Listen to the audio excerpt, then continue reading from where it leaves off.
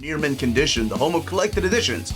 I can't believe they're giving us manga in this format. It's insane. And it's still ongoing.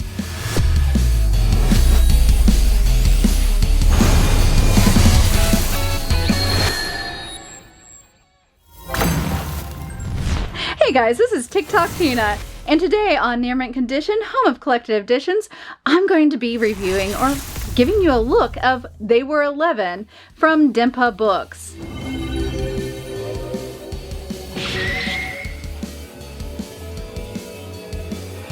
Welcome back, guys. We're going to look at They Were 11, and I want to give you like a quick rundown of just the size of this book. It is an oversized book, and we can see real fast, comparing it from One Piece, that it is larger. Originally published by Viz, this is a little bit different. Unlike Viz original publish, they went back to the original Japanese format. So this one reads more like your traditional manga that we have now, rather than appealing to Western audiences, which is what Viz was doing when it was first released.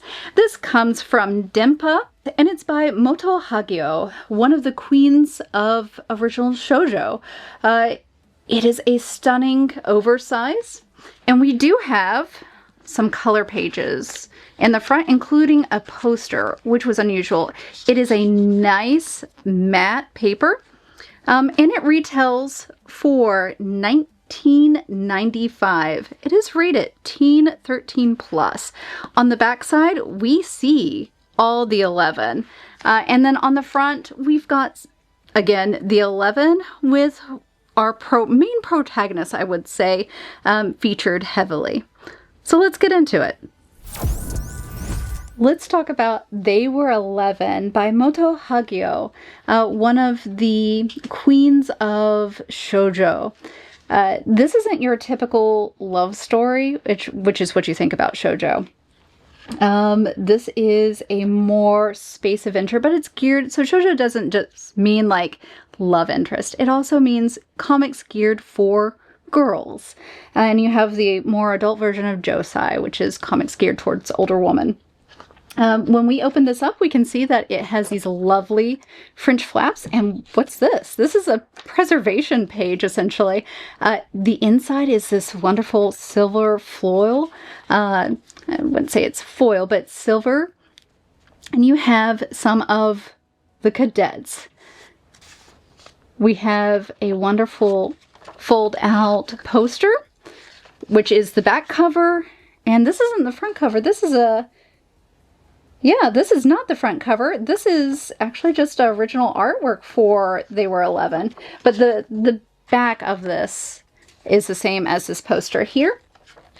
This is nice and glossy, but the actual pages themselves are more of a, not newsprint, it's thicker than like a newsprint, but it's a matte. First couple pages are the artwork from They Were 11. Put this away. There we go. So we have some original artwork, and we have, this would almost be like a title page here. We give a brief history of Terra, or Earth, and what the discovery of warp drive anti-gravity marked this leap into space, meeting other races, kind of like Star Trek. And we open on a bunch of space cadets taking a test to become captains or, I guess, astronauts in space. Which is where we meet 10 cadets that are supposed to be taking, and you heard me right, there are 10 cadets that are supposed to be taking a test. But the surprise twist is, there were 11, right? Or were there 10? There were 11 that showed up in the spacecraft where they're supposed to be doing a practical test.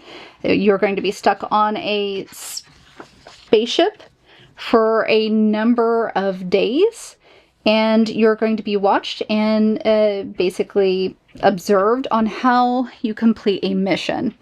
Where there were supposed to be 10 cadets, there are actually 11, and that's the biggest mystery that they have to solve.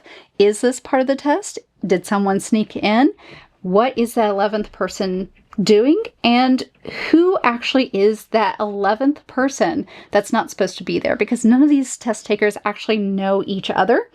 And we start with actually meeting each character, them introducing their character, you know, like, my name is this, my blood type, this is where I'm from. I don't think they actually do blood type, but that's a standard Japanese introduction at this time.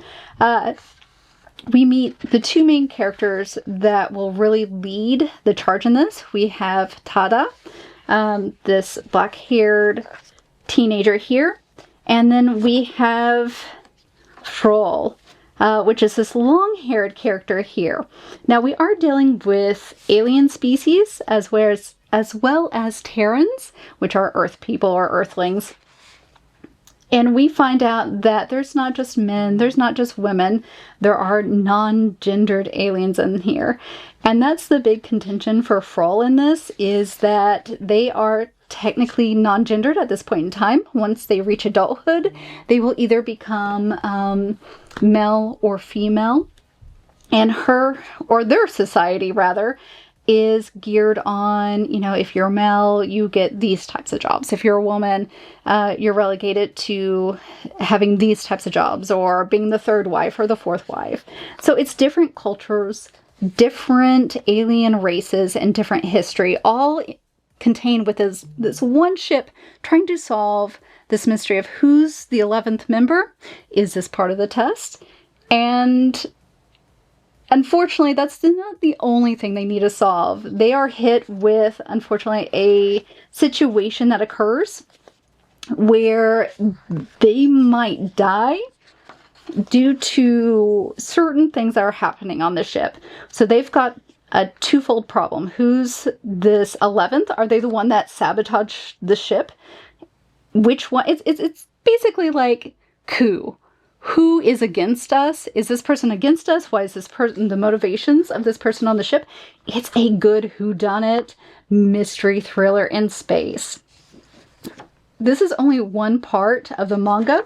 So this is what I remember collecting when I was younger, or reading when I was younger. And then you have a continuation of these characters going to school, their adventures. And you do get, I wouldn't say color, this is for red, and black here, but you have a little bit of a color splash here for the continuing story. So we actually dive a little deeper into these characters, their relationships, on the next little section of this manga.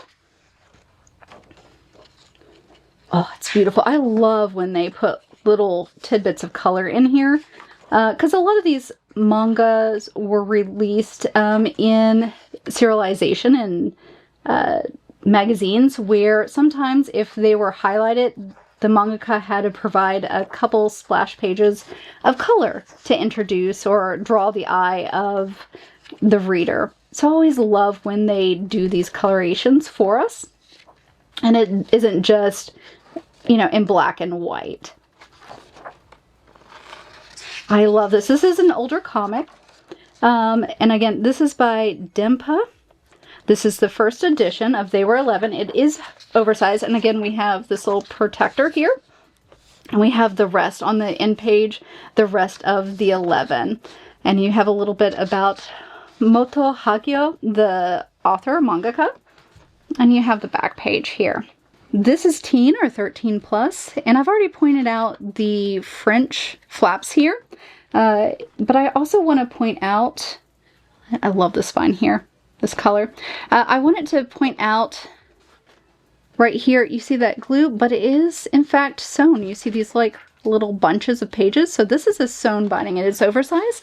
I love when they sew it, it keeps a little bit longer. It's 288 pages.